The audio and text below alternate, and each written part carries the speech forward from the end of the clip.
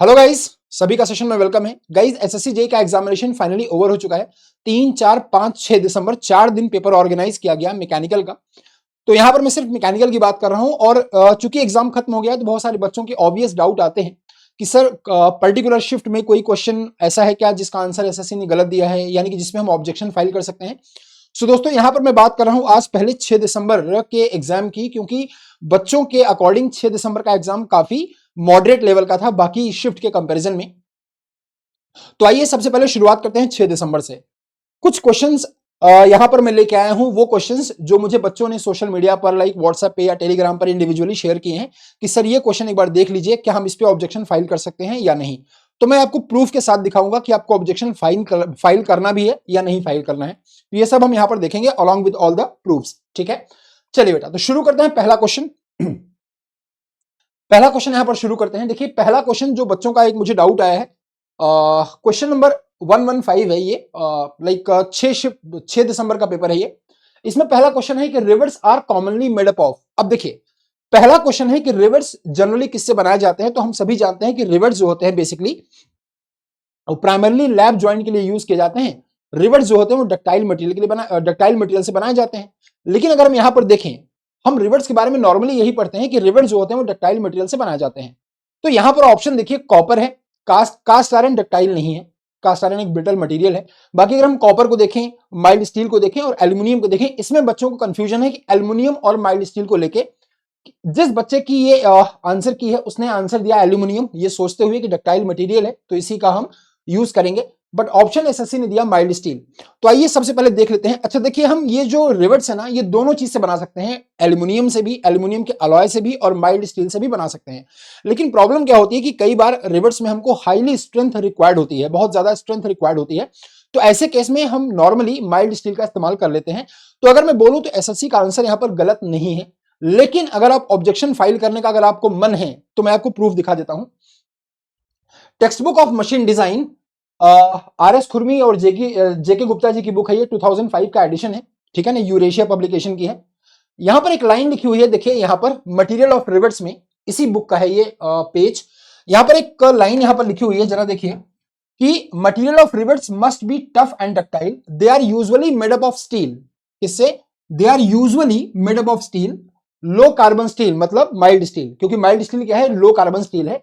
या फिर निकल स्टील से हम बना सकते हैं, ब्रास से एल्यूमिनियम या कॉपर से भी बना सकते हैं। अब देखिए ऑप्शन, देखिए यहां पर कॉपर भी है और एल्यूमिनियम भी है, और ये दोनों ऑप्शन यहां पर मेंशन है, एल्यूमिनियम से भी और कॉपर से भी बना सकते हैं। लेकिन आगे की लाइन पढ़िए, but when strength and fluid tight joint is the main consideration then the steel rivets are used। तब हम स्टील के रिवेट्स यूज कर सकते हैं। अब क्या हम इस क्वेश्चन पे ऑब्जेक्शन करें? तो मैं तो बोलूंगा कि मत करो, क्योंकि देखो यहां पर लिखा है मेनली हम स्टील से बनाते हैं। अगर स्ट्रेंथ की कंसिडरेशन होती है तो हम स्टील से ही बनाते हैं। हालांकि यहां पर एल्यूमिनियम और ब्रास लिखा हुआ है, तो अगर आप इस चीज को दिखाकर ऑब्जेक्शन कोट करेंगे तो मुझे लगता नहीं कि कोई फायदा होगा। ठीक है, तो अब मुझे नहीं लगता कि आपको इस पर करना चाहिए। बाकी एक क्वेश्चन और बच्चों का आया कि sir velocity potential function 2D incompressible flow का आपको गिवन है, u is equal to x plus y, v is equal to x minus y. तो इज दिस फ्लो, ये इज दिस फ्लो पॉसिबल, क्या ये फ्लो पॉसिबल है? इसका मतलब है क्या पूछना चाह रहा है, फ्लो पॉसिबल है या नहीं पॉसिबल है। ये हम कैसे देखते हैं, कंटिन्यूटी क्वेश्चन को सेटिस्फाई करेगा तो फ्लो पॉसिबल है और नहीं करेगा तो नहीं पॉसिबल है।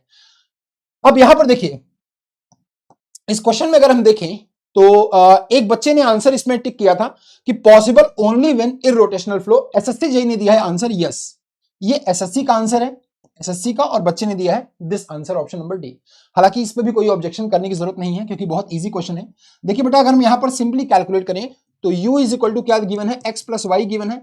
तो अगर हम del u over del x निकालें, del u over del x, तो क्या आ जाएगा, del u over del x आ जाएगा 1।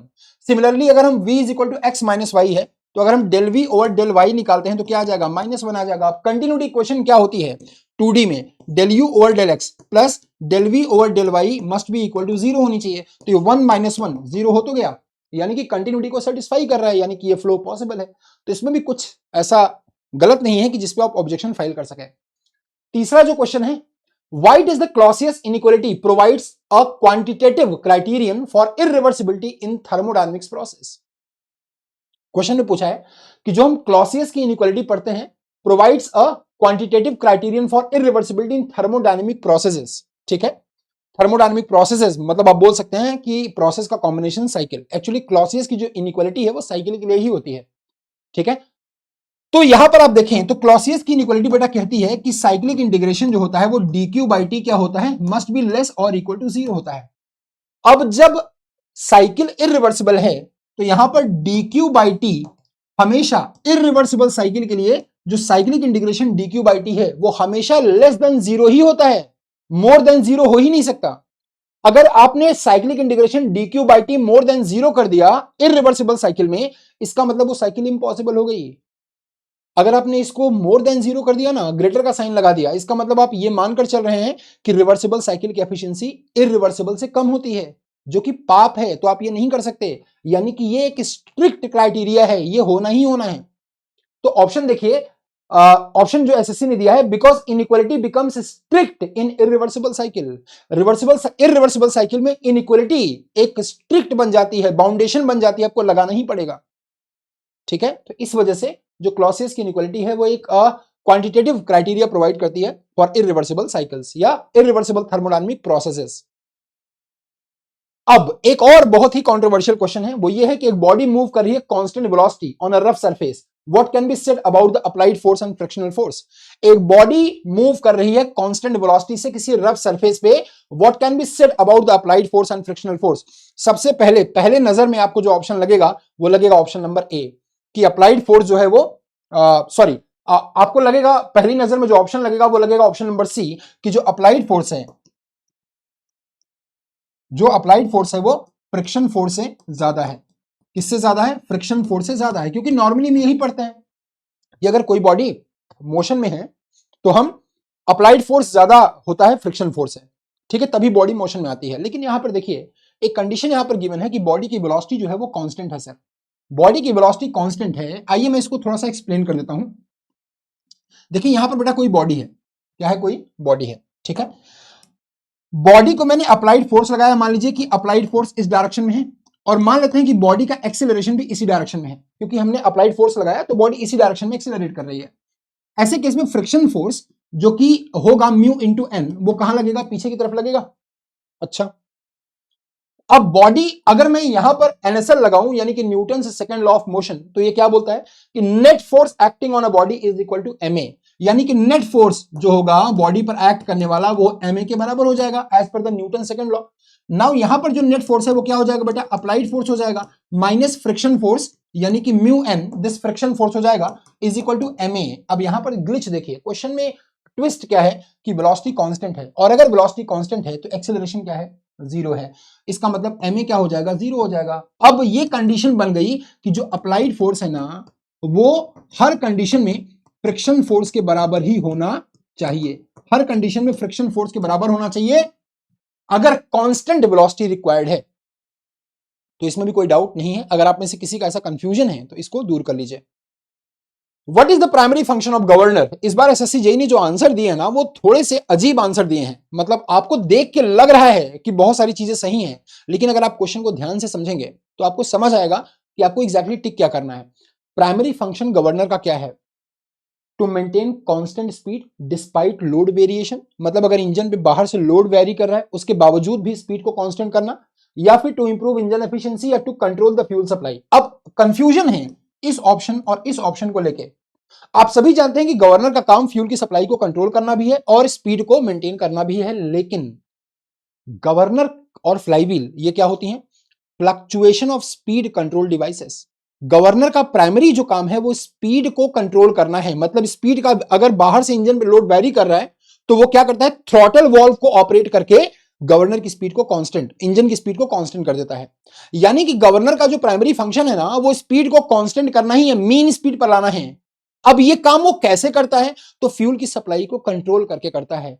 ऑप्शन में पूछा है व्हाट, और अगर आप ये आंसर लगाएंगे तो आप आंसर दे रहे हैं हाउ। पूछा है व्हाट इज द फंक्शन, आप आंसर दे रहे हैं हाउ इट इज कंट्रोलिंग।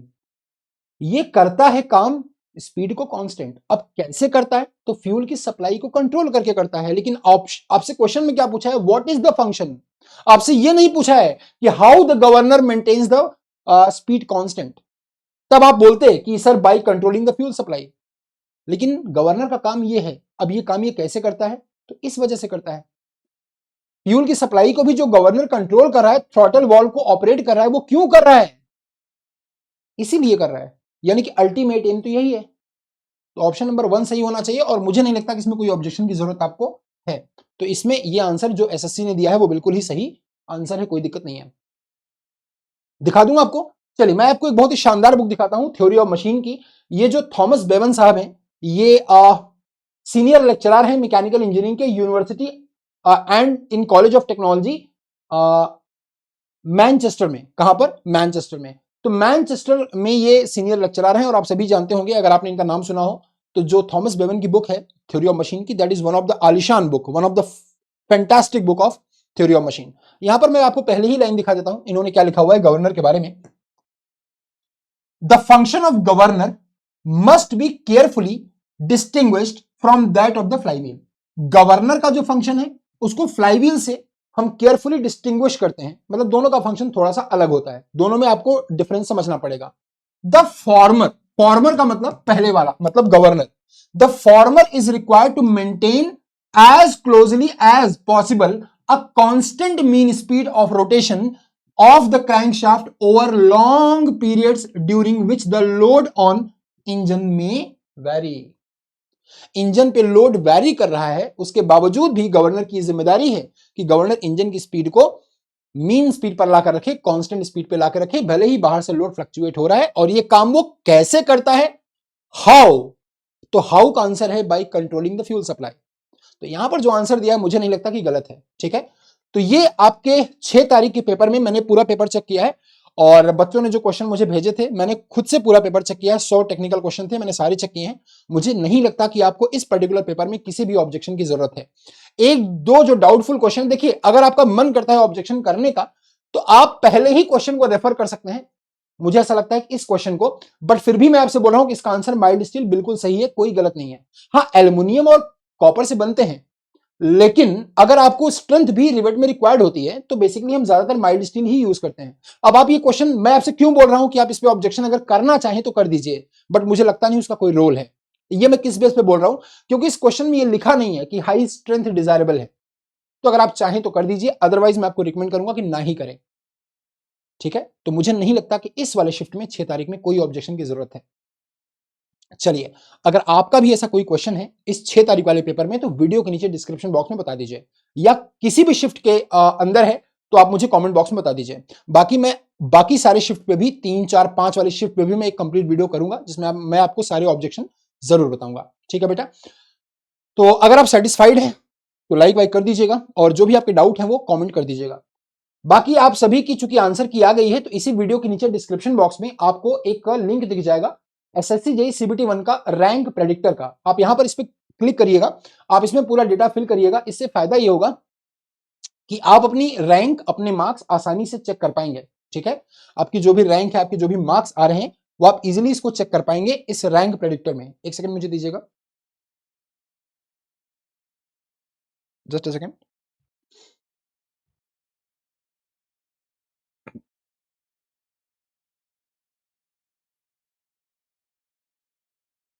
ठीक है बेटा, हाँ, तो इस तरह से ये ओपन हो जाएगा, और यहां पर आप अपना नाम वगैरह, अपना आंसर की डाल के, जो भी है इसमें पूछा है वो डाल के अपना रैंक वगैरह चेक कर सकते हैं, अपने मार्क्स चेक कर सकते हैं। तो जरूर करिएगा, इससे आपको ज्यादा एक्यूरेसी मिलेगी, आपको बहुत ही ऑथेंटिक डेटा यहाँ पर मिलेगा, बहुत ही ऑथेंटिक रिजल्ट आपको यहाँ पर मिलेंगे।